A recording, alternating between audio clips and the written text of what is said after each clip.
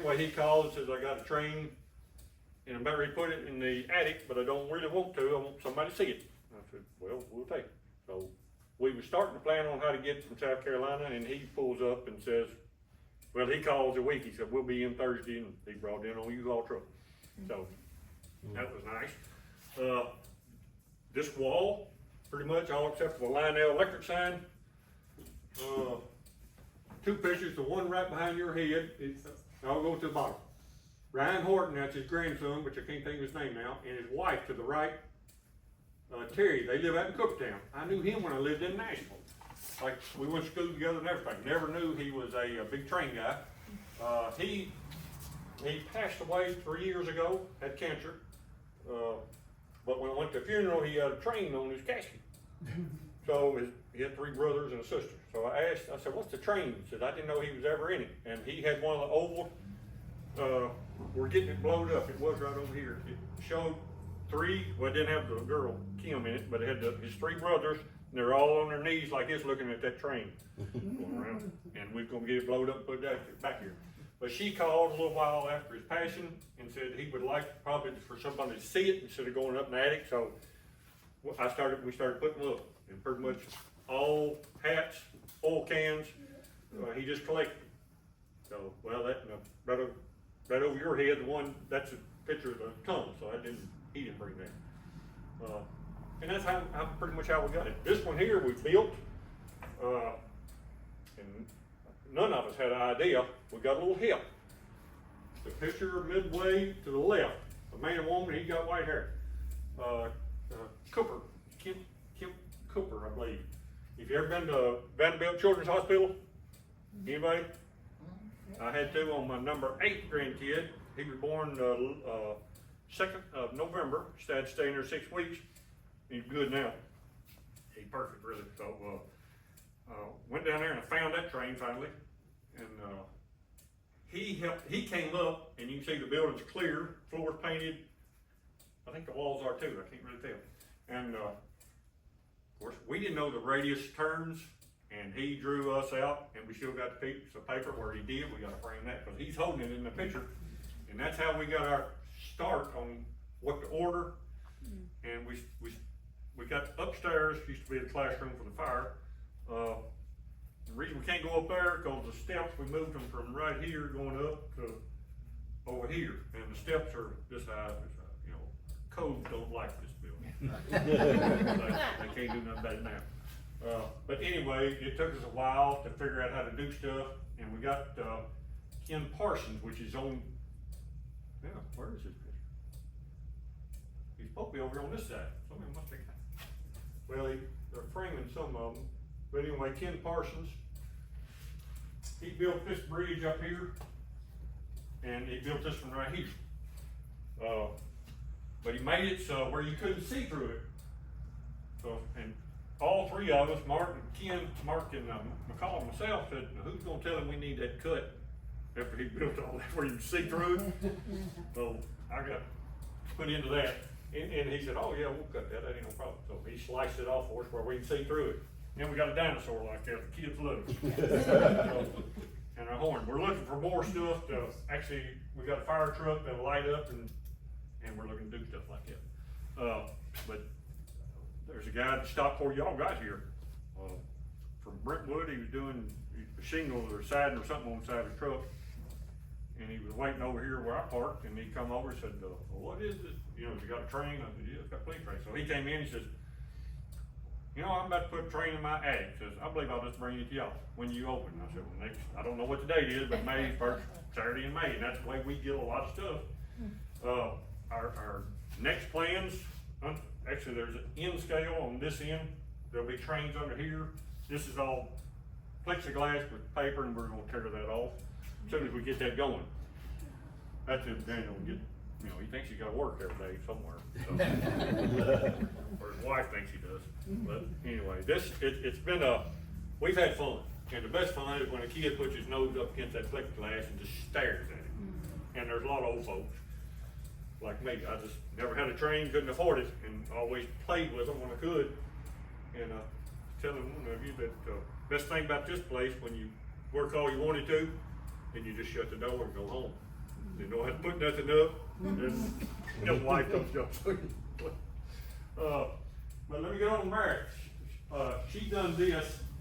And if you get to come back, hopefully in May we'll have it on the TV. Will be pictures of when we did stuff in here, from painting the floor to painting the ceiling. But just watching her do this, it's amazing. I mean, she don't really use much. It's kind of, I'd have to do the number painting. She just she'll look at the picture and then she goes at it. So, but it's pretty neat. I will tell you where the shaft is. When I was probably in junior high, it used to be wasn't no fence or nothing back in, but great. There was like a little pitched roof on it, and it was sitting right on the ground, but like a 212 pitch. And man, Spencer, we'd always, of course, you didn't have nothing to do, so you'd ride your bike. We lived down Gideon Road, close to the Highland Rim racetrack, a little bit past that. And we'd ride our bikes over here, and of course, you could hear the train. Of course, it was like 1 hour, maybe 1 or 2 hours. It didn't run much. But if you got lucky, it was like sitting there. Well, the whole thing was raw. So if you hear one coming either way, you get it lay on a hole that was in there because it had green shingles. The reason I remember that, I do not know. But as soon as the train come under, the water that runs out of the rock that runs down would, of course, blow back up. And you'd raise about this high, the chance before you thought you was on the first wheel. But that was our pit. I've never been in there when it was a train coming through. And you can see in the video when I get in, hopefully next month, we was always told that there was an offset. Like if workers were in there and the train come through because it sucked you off the walls. Well, that's really not true, but there's no offset. Only offset is where the halfway shaft is. There's a aluminum culvert that covers the track. We always did, throw rocks down there, but you couldn't hit on the track. It would bounce and go to the side, and there's big boulders on either side of that culvert that fell off. The train is still self-sufficient. They go through it once a year with a grinder, and if something looks loose, they cut it, knock it off, and then somebody will come through there and clean the track off. When we get our pictures, and the next one of them other things, if we don't put it on video, is these doors we saved, like these pictures down here. That's nothing to do with Ridgetop. Somebody found them and blowed them up, or you'd have something to look at. But we hope these pictures, when we do this, there's a place in Greenbrier that told us they'd do it for us. It's aluminum backed, where we can screw it to each individual spot where the door can still move. So if we ever need to get something big in or big out, then we'll try it. This train here, Spirit of 76, first 13 colonies, and that's where our school we're hoping to come in. We got all the boxes. I think they're over under that fair. We're gonna put them on this wall, and it says like the state flower, state bird, just trying to get something for school kids to look into, because they don't do that no more. To me, I mean, this. Wearing them thumbs out. But that's it. With Ridgetop, it was a big resort town, and it all happened right here. That's the best thing about it, because you can step that door and say that train come up right there, and it's still got, if you walk down it, you can still see the bigger gravel, like you see on the side of trains, still just like that. Now trees have grown up in it after, of course, it was built in 1902 to 1905. They started 4 ways, coming in from the south, coming in from the north, and then up here at the shaft, they went down with 2 groups and started again and met within inches. Now that's all I can find out about that. But it's smooth. There's nothing to compare it to. You can go down there, kind of like that picture right there, and I think that one shows like up on the tracks, like a light coming back through. Well, that's the end of the tunnel. It looks like another train light coming through. It's not. That's the end of the tunnel. It's fairly straight. When you get in the center of the tunnel, you can't see your hand in front of your face. I mean, it's that dark. Now, a lot of times, of course, we didn't have no flashlights then, but before, I was told this, I don't know 100%, but when Ridgetop got sewer, which in 1990, 91, it dried up a lot from stuff going out of field lines from going down in there, cause it used to drip all the time. And even the railroad, some of them that my dad-in-law knew, he says, oh, it cleaned it up smell-wise, cleaned it up quite a bit. So, and I don't doubt that, cause we're sitting on rock. You know, it ain't gonna go, just gotta find a crack and get down there. The big, well, I just went brain dead. There's a plaque at the end of the highway in the road past, up on the left going out.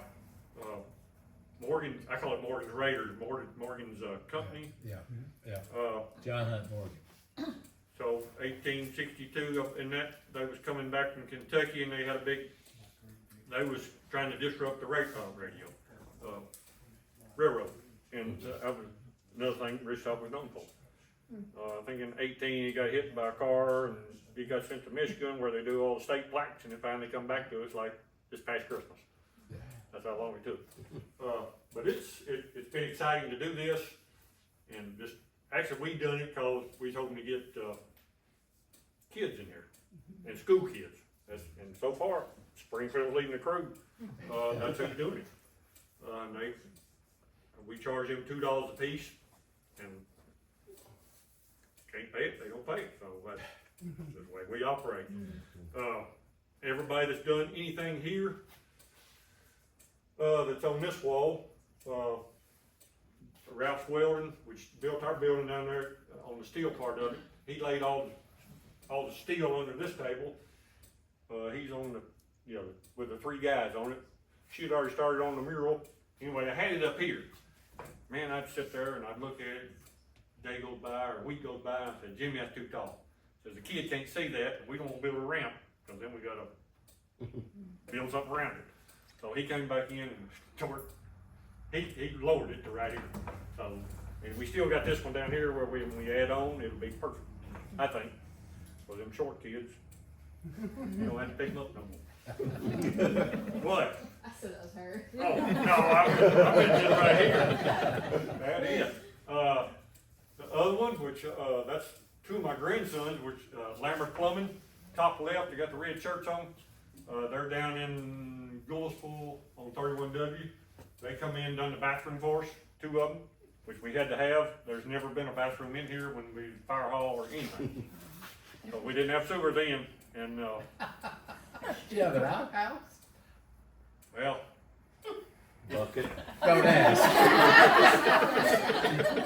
we'll go with something else. Yeah, coal fire stove, Gary Greer, who lives out Greer Road, and the nursing home used to be, Greer's nursing home, they owned it, years ago. He had a coal-fired, hot water heater, goes in cabooses. And of course he brought it up here. A lot of things people don't want in their barns or something, and I said, it's gotta be railroad. And that's one thing that was. He came and helped us out. What school come? One of the first elementary school, I think. Anyway, his wife teaches up there, and he come down and helped us because some reason he has to work Monday through Friday. Yeah. And that's the only time school's in school. But if you got a question, throw it right in there. Them kids do. I can't answer all of them, but sometimes I try. How long is the tunnel? 9/10 of a mile long. Okay. Yeah. In 1902, it was the longest, or 1905 when it was completed, it was the longest self-sustaining building tunnel in the world. Wow. When 9/11 hit, it was 5 on the mid-state hit list. And like I said, down there where we got the produce store on that hill behind it, the guys working on the north end, would camp on that hillside. And when we farmed it, you'd hit like pottery, but it's all just pieces all over that hillside. And went to the south end. There's a guy building a house on not Buck Hill, Bailey, and he's a songwriter. Don't ask me his name, but anyway, we went down in my son. We rode down it, and of course them pictures will be up there because the train come through. And it's just neat. and he was hoping to open that up. The railroad don't like to be public. But we've been trying for years to get a walkway down from right here all the way down to the top of the tunnel. But they don't really want to help. Because after 100 years, I think, the property goes back to the original homeowner. Well, not really many original homeowners, but you can find it, but it costs money. And we ain't done that yet.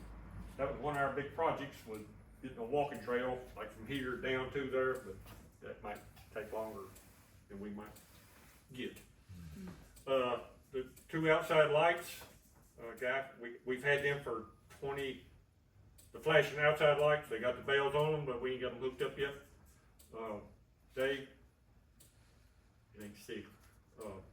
came from Nashville, and we're gonna put them over at Miss Wilson's Park, where the caboose is. We're gonna put them on either side of the pavement with the caboose sitting on the left if you've been by that way. And that didn't work out. We got paid before we get a line under there, so we didn't want to tear it up. So we've been holding on to them since 2004. They just got moved around and found out that we're going here. And it worked out. Everybody likes to get their picture too. Front of them or this back here, one of those. Is it. I ain't heard no questions yet. All right, so when you would drive up, or when you would come up to Ridgetop from Nashville, come up the ridge, that was the road in those days? That was 41. It was 41. Maybe. Dixie Highway. Yes. All right, Yes. and then when you got to the top of the ridge, got to Ridgetop, then it would come this way? This was before, You talking about the train? no, I'm talking about, Talking about the car? I'm talking about the highway. Well, the highway, actually, if you go down, there used to be a wooden bridge. If you can picture the produce store down there. Yeah, I But know drop that. it like 30 feet. When we was putting tile in there to fill that up, we hit pavement, that road. And Dad-in-law said it leads right there to that bridge. And right there to that bridge is when it kind of crossed where the end of the tunnel comes out. But that's all I knew about that. Yeah, So, well, just like, when they widened 41, the upper side coming by the school was like 20 foot higher there. And then when you got on that hill, you could almost see the end of, almost down there where the tunnel is. okay, It's so much higher. Yeah. And they cut it down 91, whenever they cut yeah, that for yeah. the highway, put it 4 lane. But they had 3 trips out of Nashville when they still had the tunnel, and they let them out, down at when they first built the tunnel. They let them out at the bottom of the tunnel, and I'm gonna say men, that's what I've always heard. And they rode a horse and buggy up, and then that ran 3 times a day. If you want to ride, I think it was $8, $8.50 for that, but a family pack was $8 for the month. So, pretty good deal. I don't know why you just don't buy family pack and ride that for one day. But yeah, it's a lot of good, fun stories, because this used to be a resort. They built a lake over there on Woodruff, Yeah. by a government plan, 1937. I want to say. It's still there today. It's, we'll say HG Hills Heat. There's a lot of railroad people, lawyers and stuff like that live through here in these big old houses, or rent them for summer. Yeah. And there was one actually hotel past the church, which Highland Chapel, if you ever been in there or hadn't, you need to. Their seats are from Nashville, the old trolley cars Huh. in Nashville. And like usual, you can turn them the other way, because I kind of forgot about it, and John Briggs, which preaches down there, they said he was getting tired of standing, so put nobody on the front row, or I read during class, I don't know, but anyway, I've been just preaching. So he got down there and of course just turned the bench kind of upside down, it's faced the other way, so he sat down and done the rest of his teaching. But it's pretty neat, the whole church is, because it's beadboard, I call it. And the steeple's turned, not turned, but lean, so they had to straighten that back up. But it's like 1812. Used to be a church on O'Brien, and that was burnt, and they took the insurance money, and this was railroad, like, let's see, 1, 2, 3. John lives in the 3rd house, and then the church is on the other side of him, so the 4th building up is Highland Chapel, and it's pretty much all original. And that got built when that burned on O'Brien, and they took the insurance money and built it. Railroad sold that lot, the church is on for $50. So, I'm gonna say 1812, if I can remember right. But, it's been pretty good. Tony, are there particular items you'd like to have in the museum, but haven't had a chance to acquire? Well, pictures is what we're, of Ridgetop and trained, and, you know, no matter me, but we just like them old. Cause we got all them, well, I'm gonna say, where they had wrecks and bridges, which I like bridges just like these right here, and how he made them. But if it was something that come from Ridgetop or a picture, you can say, oh yeah, that was right here. And that's kind of what we're looking for. And Are you aware of the Greenbrier postcard, the railroad station or the depot there? What was the first part of that? There's a Greenbrier. There's a postcard Okay, of it. Are you aware of that? yes. Okay. Miss Williams that runs the library, used to be Yeah. our teacher in high school. She's the one, her daughter Susan, which we went to school with, told me about that after we Okay. started this, yes. And she's supposed to be getting us one too. Well, a copy of it, I'll say. Okay. Uh, I have one that Oh, I really? got recently. If you want a copy of it, but I can. We'll take a copy as long as you Okay. put your name and number on the back of it. On the back of it, it has somebody Well, sent it from the depot. Oh, really? From there. Alright, because I was trying to think, it was right over here. The jump, well. Yeah, that one right there's got, I can't, yes, and that was on the back of it, so we just had to pull it around where you could actually read it. Most everything here has got somebody's name on it, so I hope we won't never do it, but if we go belly up, everybody gets their stuff back.